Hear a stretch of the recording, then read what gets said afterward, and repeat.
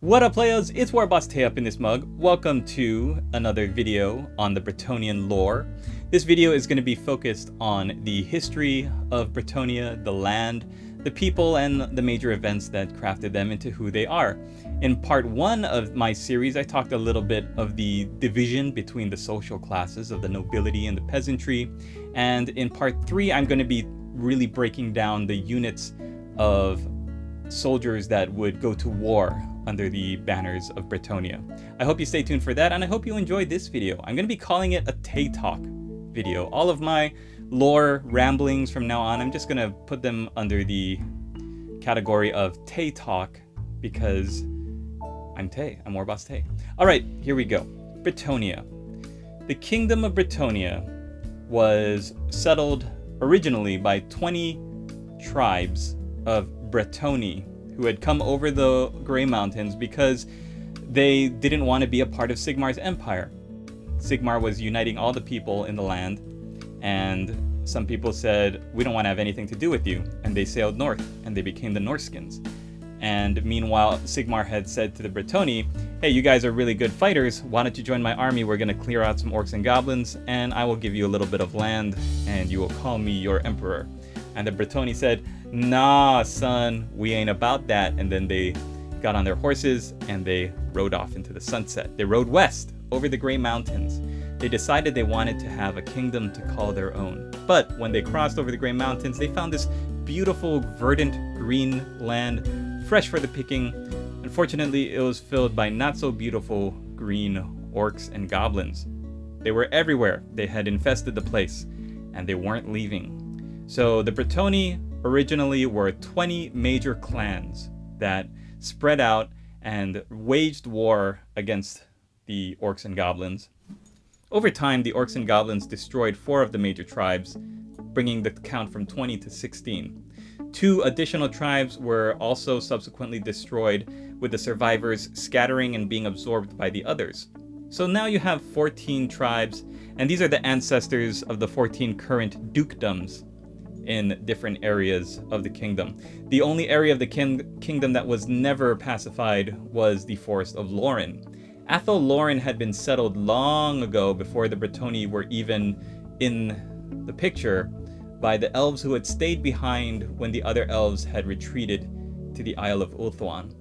The High Elves, after the War of the Beard, said, we are too few in number and too weak to continue settling this land. The tribes of man are becoming ever more daring and are encroaching upon our borders, so we're going to retreat to Ulthuan. Everybody get in the boat, let's go a-sailing. And the Wood Elves, their ancestors, had said, nah, son, we're gonna go in these trees, and we're gonna live amongst the forest spirits. So they stayed and made their little enclaves, and they settled in Athel Loren, and they enchanted the borders of the forest. They pretty much make sure that nobody could trespass into the forest. Anybody who did was either immediately killed, or such horrible things happened to them. They were driven mad and sent back out as a warning to others. Don't come into this forest. Terrible things are going to happen to you if you do. And now everybody knows, stay out of the forest. So you've got 14 tribes of Bretonni that are struggling to push back the Orcs and Goblins. During this time, Gilles, who would later become Gilles le Breton, sought out and slew the terrible red dragon Smaug. Smeargus. And he became famous throughout the land. He took up the crown of Bastonne when his father died. Bastonne is one of the 14 dukedoms. His sister, Rosalind, had been wed to a duke of the neighboring kingdom, whose name was Theorolf. And as the orcs were invading, Gilles and Theorolf, they had grown to be really close, not only through the marriage, but because they had seen themselves as kindred spirits. There's so many stories of the two of them becoming best buds, killing orcs and goblins left and right, uniting the people, and they eventually said, we're gonna take it to the Orcs and Goblins. There's going to be this big battle. All 14 great tribes are invited. Let's do this once and for all. As they were about to embark upon this great crusade, the Lady of the Lake appeared to them And to these 14 companions, she let them all sip from the Holy Grail, and they were all given these magical superhuman powers, and they've all became the first Grail Knights, and they were known as the Companions of the Grail. Obviously, this is taken from King Arthur and the Holy Grail story, and you can see that some of these knights are almost direct comparisons to the Knights of the Round Table. There's like a Lancelot character that does the Lancelot thing with Rosalind, and there's just so much great character that I'll have to go into another video because this isn't about that. So Gilles le Breton became the first Bretonnian king.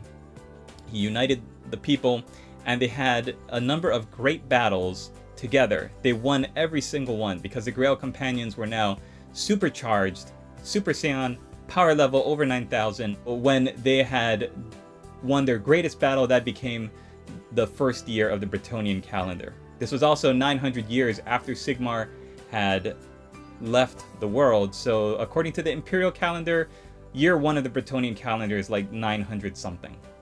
So Gilles le Breton and his Grail companions were successful. They defeated the Orcs and Goblins. They drove them from the kingdom, at least the majority of them, even though small holdouts of Orcs and Goblins remained, and they went about trying to bring peace to the land. Unfortunately, after this great battle in which they were all united against a common foe, human nature started to creep its way back into the 14 Grail companions. They went back to rule their separate dukedoms, and that's where the political machinations and other internal strife started to clutch at them and chip away at the great value that they had brought from their meeting with the Lady of the Lake. You have to remember, this Lady of the Lake became the goddess that they worshipped throughout the rest of their history. And these 14 original Grail companions met her in person on the eve of this great battle. But with time passing, the memory of that started to fade and was overtaken by their own personal struggles, their own fight to remain in power, and as so often happens, their original code of honor started to fall by the wayside as their sons and their sons' sons took over for them, and the maintenance of this code of honor slowly went by the wayside. Gilles himself was mortally wounded 18 years after he began his battles, and it wasn't by some great mythical beast or some terrible enemy. It was because he was trying to fight Orcs and Goblins that were still holding on to their land in his kingdom, and some random orc warlord hurled a weapon at him and managed to bonk him in the coconut hard enough that he decided, all right, I'm dead now. And then as he was dying, he had a final vision of the Lady of the Lake. His followers placed him on a ship in a nearby lake, and he sailed off into the mists, where legend has it that he was said to go on to do the lady's bidding throughout time, and that she healed him and was able to bring him back from the brink of death, but only to be able to use him to help Brettonnia in times of its most greatest need. So now I wanted to talk about the Lady of the Lake.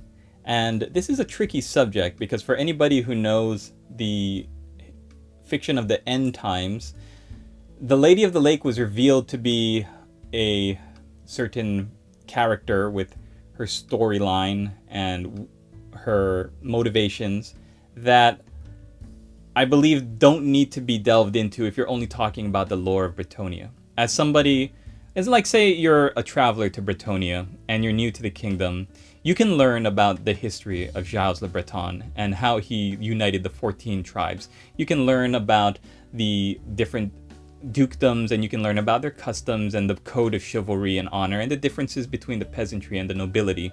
But when you want to learn about the Lady of the Lake, all you really have to go off of are the stories, the superstitions from the peasantry, and then if you're lucky enough to catch sight of a damsel or a Grail damsel, an Enchantress, one of the lady's favorite servants, there really is nothing to differentiate the Lady of the Lake from any other god in the Warhammer world. So I'm going to leave her true identity, what she was all about, her own story in the end times, I'm going to leave that alone. I'm going to respect the legend of the Lady of the Lake, and I'm just going to refer to her as the patron deity of Bretonnia and the goddess that instilled all these chivalrous and noble ideals in the people.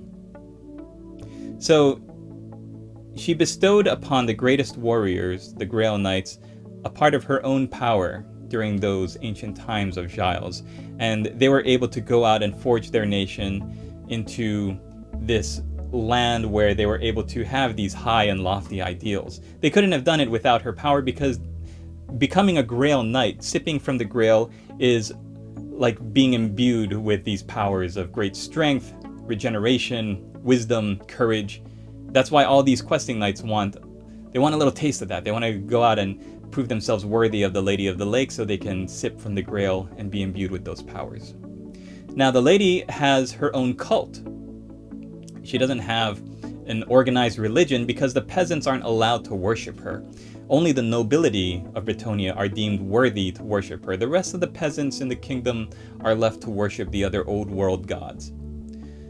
The Lady of the Lake has her own prophetess, who's called the Enchantress, and her word is pretty much the law of the land. She's the only one who can speak above the king of Bretonnia. Even though she doesn't have any say in the ruling and the day-to-day, the Enchantress could unite all of the other dukes together and say, your king is evil, we have to get rid of him, and they would follow her over the king. The Enchantress also crowns each new king of Bretonnia and is more than capable of deposing him, like I said. The cult is maintained by Grail Damsels, who are women of great beauty and mystical power. Grail Damsels are interesting because they are the daughters of nobles who were taken at a very young age when they started to develop magical powers, and these powers became obvious to everybody who watched them. If you were a boy and you displayed some magical powers, then you were also taken by a Grail Damsel, but you never returned. So if you're a peasant and your daughter starts talking to animals, she'll be taken away into the mists, and one day she could return in a beautiful white dress and say, "Mother, I have returned, and I will bring healing to this land." And she will go off and help fight with the knights, and she was this beautiful, sublime being. If you're a boy, you're gone. They don't know where you go. You never show back up. What did they do to him? Nobody knows. Actually, I do know, because I read the Lexicanum. But we'll get into that later. Now imagine you're one of these knights. You're sitting in your castle, and the peasants are working in the field. Your sons are out jousting. Maybe you're getting a little bit older. You've already won a lot of glory and honor for your family, but now maybe you wake up and your back's a little sore. Maybe your knees pop every time you stand up from your throne.